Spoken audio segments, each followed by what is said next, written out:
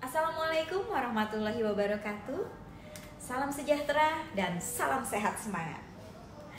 Perkenalkan, nama saya Lisa Yanzalinda. Saya adalah salah satu mahasiswi Magister Hukum Fakultas Ilmu Hukum Universitas Kristen Indonesia. Vlog ini saya buat sebagai salah satu tugas hukum perbankan dan lembaga keuangan dengan dosen pengapuh Dr. Diana Lia Kiwinanti Napitupulu. Pada kesempatan ini saya akan membahas mengenai bank syariah. Pertama-tama kita harus mengetahui apa sih perbankan itu. Perbankan merupakan instansi yang mengelola keuangan dari masyarakat.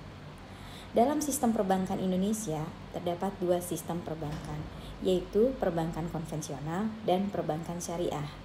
Perbankan konvensional diatur dengan Undang-Undang Bank Konvensional dan perbankan syariah diatur dengan Perundang-Undangan Bank Syariah. Selanjutnya, bank syariah.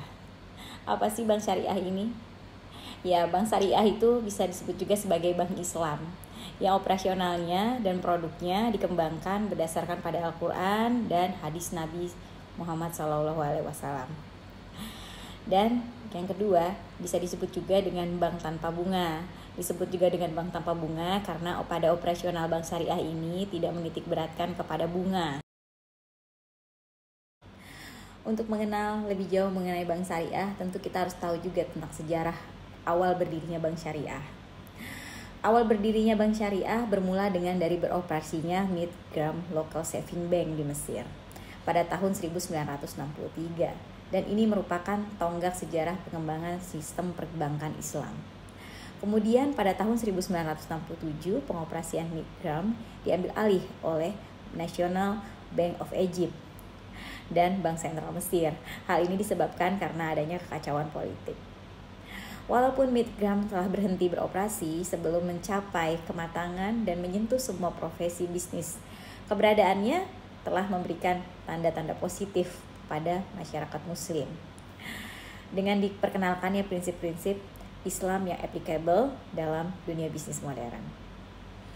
Lalu perkembangan selanjutnya adalah dengan berdirinya Islamic Development Bank atau bisa dikenal juga dengan IDB yang didirikan dan diprakarsai dari hasil sidang Menteri Luar Negeri negara-negara OKI di Pakistan yang pertama pada tahun 1970, lalu kemudian yang kedua di Libya tahun 1973, lalu di Jeddah pada tahun 1975. Dalam sidang tersebut diusulkan penghapusan suatu sistem keuangan berdasarkan bunga dan menggantinya dengan sistem bagi hasil. Berdirinya IDB telah memotivasi banyak negara-negara Islam untuk mendirikan suatu lembaga keuangan syariah. Hingga pada akhirnya pada tahun 1970-an dan awal 1980-an, bank-bank syariah mulai bermunculan di Mesir, Sudan, negara-negara Teluk, Pakistan, Iran, Malaysia, Bangladesh, dan Turki. Dengan berkembangnya bank-bank syariah di berbagai negara-negara Islam lainnya, memberikan dampak pengaruh positif bagi bangsa Indonesia sendiri.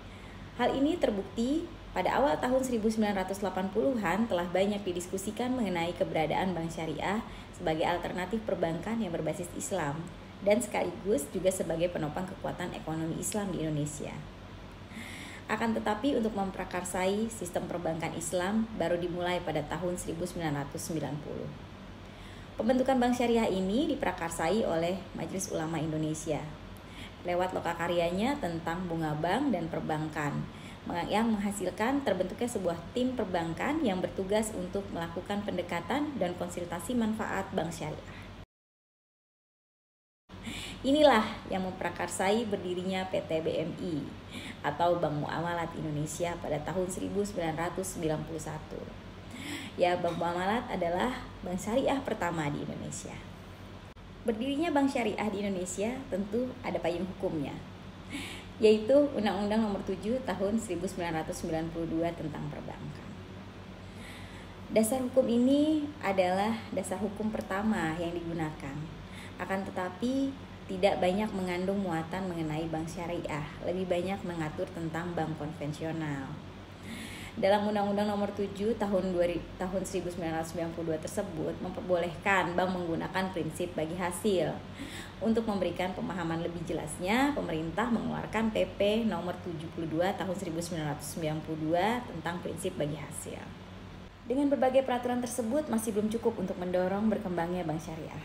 Hal tersebut karena hanya sekedar mengatur bank agar sesuai dengan prinsip bagi hasil, namun tidak mengatur aktivitas dari bank dengan prinsip secara syariah.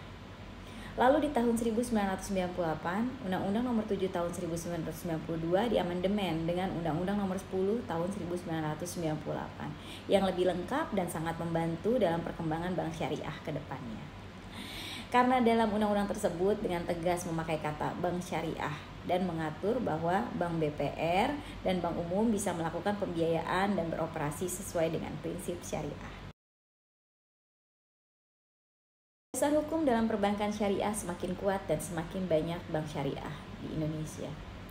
Pada tahun 2008, DPR bersama dengan pemerintah mengesahkan Undang-Undang tentang Perbankan Syariah, yakni Undang-Undang Nomor 21 tahun 2008. Terdiri dari 70 pasal, dibagi ke dalam 13 bab, serta struktural ini sama dengan hukum perbankan nasional.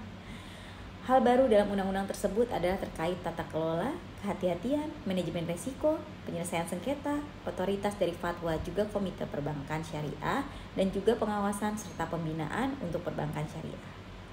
Bank Indonesia sebagai bank sentral di Indonesia tetap memiliki peran untuk mengatur dan mengawasi. Namun saat ini hal tersebut di bawah OJK atau Otoritas Jasa Keuangan. Dengan kehadiran undang-undang khusus tersebut, semoga bank syariah dapat berdiri semakin kokoh. Berdasarkan Undang-Undang Nomor 21 Tahun 2008 tentang bank syariah, perbankan syariah adalah segala sesuatu yang menyangkut tentang bank syariah dan unit usaha syariah, mencakup kelembagaan, kegiatan usaha, serta cara dan proses dalam melaksanakan kegiatan usahanya. Yang kedua, berdasarkan prinsip hukum Islam, dalam kegiatan perbankan berdasarkan fatwa yang dikeluarkan oleh lembaga yang memiliki kewenangan dalam menetapkan fatwa di bidang syariah, dalam hal ini MUI dan DSN. Lalu yang ketiga, bank syariah bertujuan untuk melaksanakan pembangunan nasional dalam rangka peningkatan keadilan, kebersamaan, dan pemerataan kesejahteraan rakyat. Berdasarkan Handbook of Islamic Banking, tujuan dari didirikannya bank syariah adalah untuk menyediakan fasilitas keuangan. Lalu yang kedua adalah mengupayakan keuntungan tanpa menggunakan instrumen berdasarkan bunga. Yang ketiga adalah memberikan keuntungan sosial ekonomi bagi umat muslim.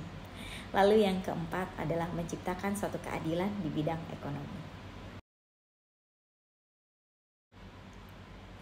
Tentunya kita juga harus mengetahui beberapa prinsip atau hukum yang dianut oleh sistem perbankan syariah. Di antaranya yang pertama, pembayaran terhadap pinjaman dengan nilai yang berbeda dari nilai pinjaman dengan nilai yang ditentukan sebelumnya tidak diperbolehkan. Lalu yang kedua, pemberian dana harus turut berbagi keuntungan dan kerugian sebagai akibat dari usaha institusi yang meminjam dana. Lalu yang ketiga, Islam tidak memperbolehkan menghasilkan uang dari uang. Uang hanya merupakan media pertukaran, bukan komoditas, karena tidak memiliki nilai intrinsik. Lalu yang keempat, unsur gharar, atau yang disebut juga dengan ketidakpastian, spekulasi, tidak diperkenankan. Kedua belah pihak harus tahu dengan baik hasil yang akan mereka peroleh dan dari sebuah transaksi tersebut. Investasi hanya boleh diberikan pada usaha-usaha yang tidak diharamkan dalam Islam.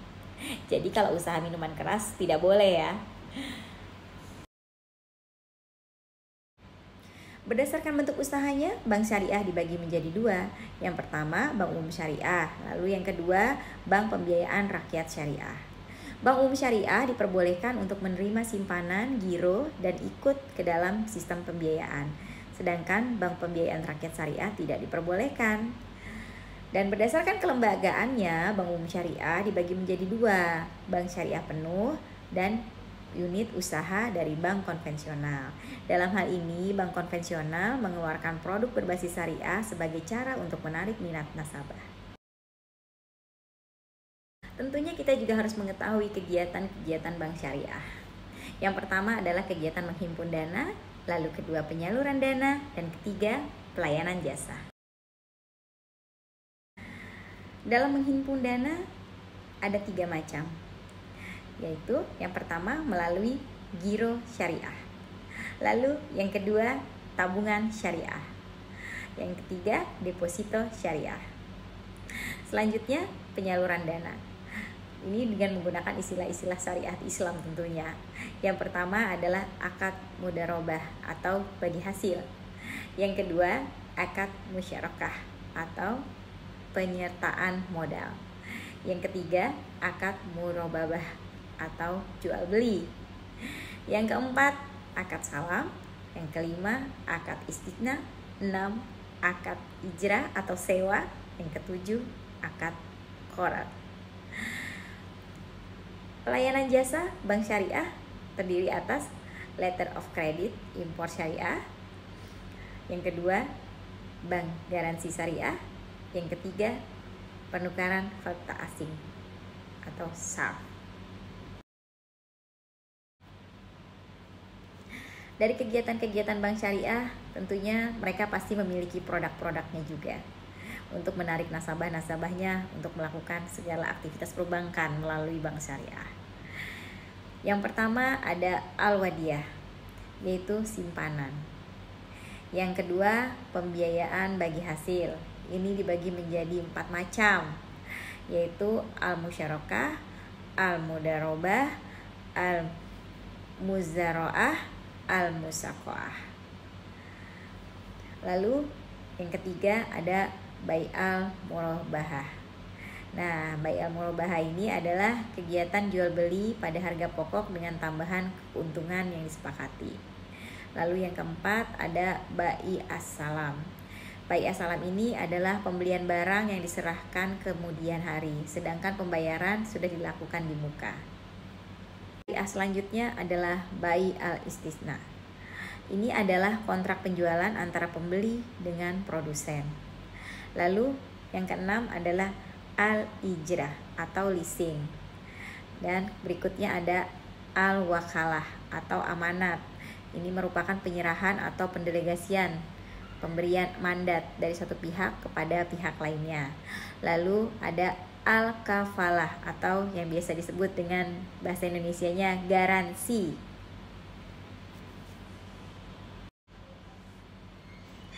Kemudian ada juga istilah al-hawalah yang merupakan pengalihan utang dari orang yang berhutang kepada orang lain yang wajib menanggungnya, atau dengan kata lain pemindahan beban utang dari satu pihak kepada pihak lainnya.